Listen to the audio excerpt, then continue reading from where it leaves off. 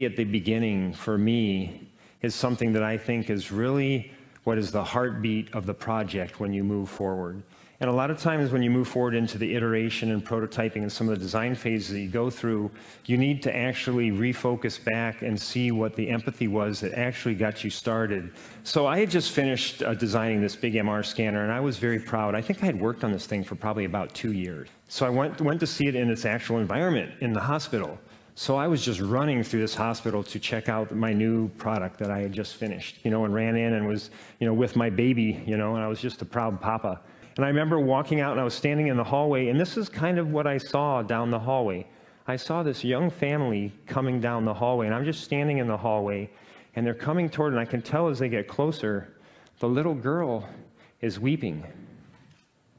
And as they even get closer to me, I notice the father just leans down and just goes, "Remember, we've talked about this. You can be brave." And they turn to walk into the MR suite, and I kind of follow them in. And I still remember it like it was today, guys. I'm standing behind the little girl. She's probably about 7. And I'm looking into this environment that I was just standing in. I was just in there in this environment, just, doing my happy dance, right? And she just freezes. And looking at her angle and just seeing in that same environment where I was just standing, I realized that this is something totally different. On the wall is that, horrible warning sticker. It's got the magnet and the big exclamation point. It's got that yellow and black tape like on the thing, like, almost like a accident scene. Everything looks really kind of like beige. It's got this kind of weird colored flooring and, just kind of everything's bleached out. And then the room itself is kind of dark, and it kind of has those flickering fluorescent lights. And the machine itself that I designed basically looked like a brick with a hole in it. And then, of course, an MRI, for you folks that have had one, it is just a terrible noise. So the little girl just starts to really cry. I mean, she's just breaking down. And I can tell you guys, I'm standing behind and I see these parents. And for you guys that are parents, they're looking at each other. And they don't have to say a word, because they don't know how they're going to get their child through this. So that was a huge awakening for me. So the challenge that we have here is you've got that little guy, and he needs to go through a scan in that. I spent some time with this one father, and I remember they had to sedate his son, and in this modality, nuclear medicine, they have to sedate the children about 80% of the time so they can scan them.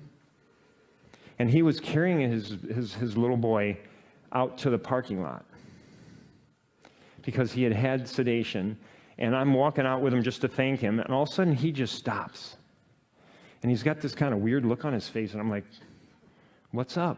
And he goes, "I forgot where I parked my car."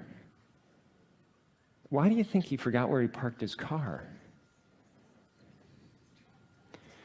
Absolutely. I mean, it's just, and my hypothesis and some of the ideas I even had at the beginning, things like they would be worried about, are they going to diagnose what's wrong with their child? Is insurance going to pay for this? Is my boss going to get mad because I had to take off work again?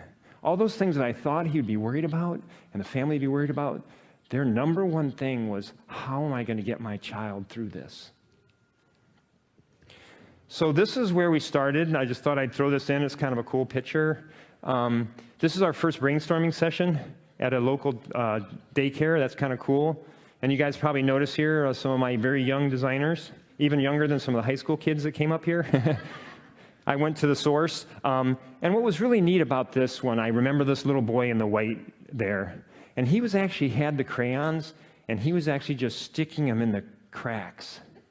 He wasn't coloring like some of the other children that were down the way there. And I realized right off the bat when I was looking at this little boy and he's just sticking those crayons in the crack, that I had to learn more about some of the developmental stages of children and some of these things that would cause the anxiety for this, to see if I could make it better. What came very apparent to me, kind of in the middle of this, especially working with the kids, is what is 3 kitchen chairs and a blanket? Fort,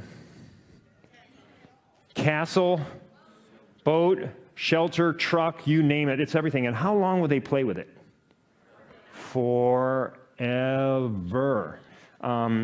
These are some of our pilot rooms. They're actually at the University of Pittsburgh, a UPMC hospital.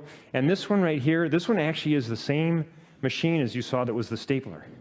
We just worked a little bit on the design, softened it out. We have a ring now instead of that big clamp. But what's magical about this room is you got to imagine, these pictures don't really do it justice. You got to imagine when you go in there, there's this like light blue sky that's cascading down. We tickle all the senses. We have aromatherapy in there, and I believe in this one we have kind of like a water scent that's kind of a nice, kind of a soothing scent. It has a little lavender in it, kind of relaxing to do that. We have, of course, some of the graphics. So on the back, you'll see there's a waterfall that cascades off the wall. It comes down underneath the scanner, and there's a koi pond that comes out below. And what's magical about this part is the rocks that are the border actually come, and they come down the room, and they go out the hallway. And what's so cute is you'll see the little boys and girls, and they're going like this. They're walking on the stones, right? They're coming into the room. And they're looking back, and they're going, Dad, Mom, you got to get on the rocks. And they're coming into the room. 3 chairs and a blanket, right? They're in this special mode. They come into this room, guys, and the table actually lowers down into the water. Looks like it lowers down into the water, and it's a hollowed-out canoe. So there's a reason this hollowed-out log that they're laying on their back, and then they tell them, this is kind of like a boat, and you need to hold still. It's real important so you don't rock the boat. And this is the magic. If you really hold still, the fish will start jumping over the top of you. And these kids are like statues. They're frozen. And of course, our detectors there slowly start to go around these kids, and they just love it. And for a modality like this, where they sedate them maybe 80% of the time, I think this machine's been in for a couple of years now, or about a little over a year, and they've sedated like 2 kids. Like 0.0 something.